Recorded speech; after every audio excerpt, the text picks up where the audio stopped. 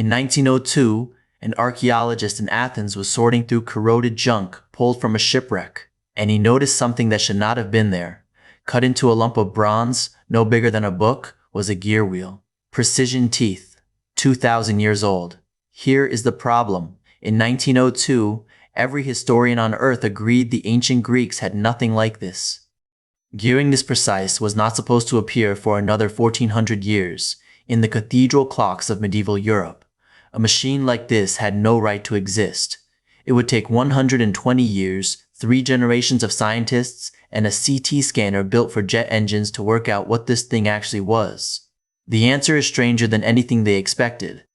But to understand what they found, you need to know how close this object came to staying lost forever. Easter, 1900.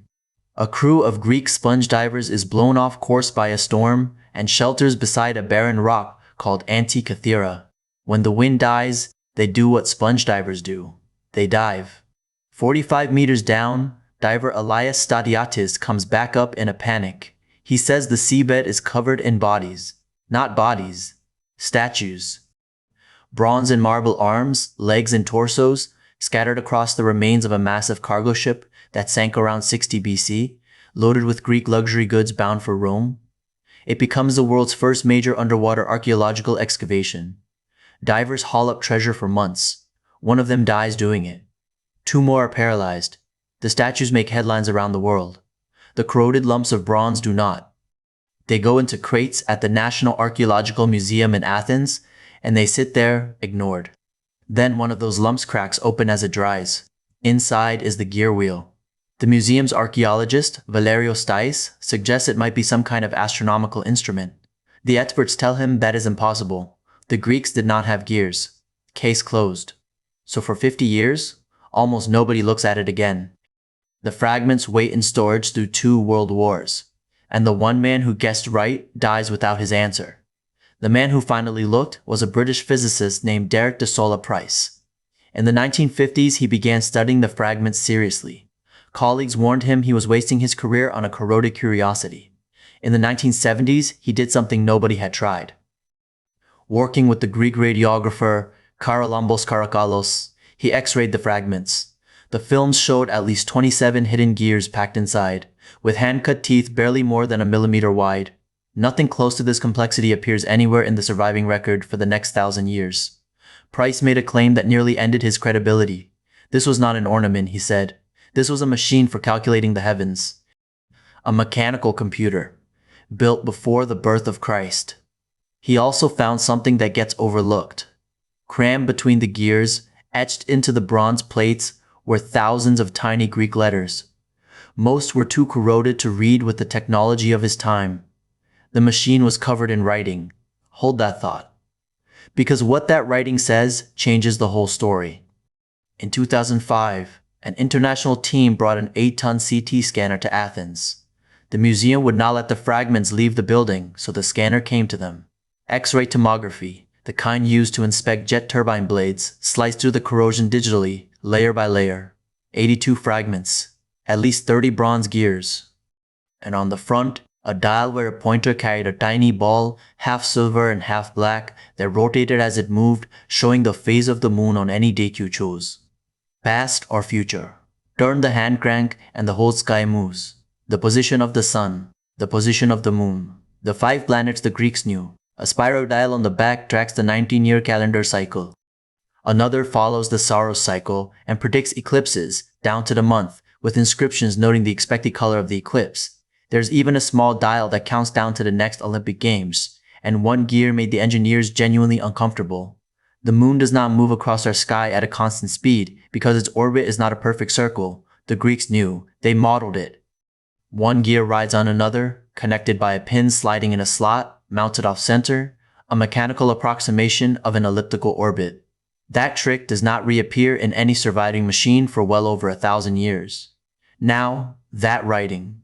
The CT scans recovered more than 3,000 characters of it, and it is not decoration. It is instructions, labels on the dials, descriptions of the cycles, explanations of what each pointer means.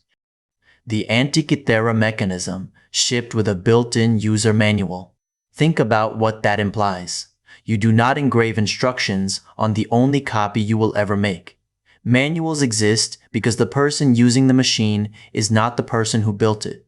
This was a product. So who built it? The inscriptions use month names from Corinthian colonies. The astronomy matches the school of Hipparchus, the great astronomer who worked on the island of Rhodes. The Roman statesman Cicero visited Rhodes in the 1st century BC and wrote that he saw a bronze model of the heavens there. Cicero also recorded something else.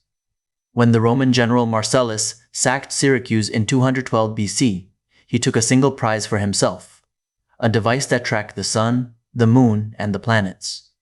Its builder was Archimedes. The Antikythera mechanism is roughly a century younger than Archimedes, which means it was probably not the first of its kind. It was a refined, late model in a tradition of machines we have otherwise completely lost. Here is the math that should bother you. We dredged one ancient shipwreck by accident because of a storm, and on it was one of these. What are the odds that the only one ever built happened to be on the first wreck we ever excavated? Either that is the most absurd coincidence in archaeology, or there were many of them, and the rest were melted down centuries ago. Bronze was valuable, knowledge apparently less so. Because the technology did not die with the ship, it died with the world around it. When Rome absorbed the Greek East, the workshops scattered and the apprenticeships ended. Within a few generations, nobody alive could build one. Humanity had computation you could hold in your hands, and then spent the next 1400 years without it. Not because it was hidden, because it was forgotten. The machine has been studied continuously for over a century, and it is still not finished giving up answers. In 2021, a team at University College London built a working model of the front gear train. Parts of the planetary display are still being argued about today. And the biggest gap remains. Roughly half the mechanism has never been found. It is still down there, somewhere off Antikythera, 45 meters deep.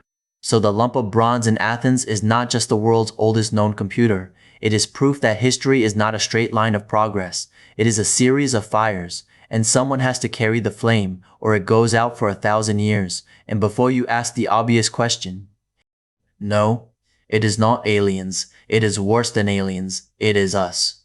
Humans built something this brilliant, and humans lost it.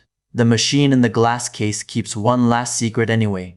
Somewhere off Antikythera, 45 meters down, the other half is still waiting.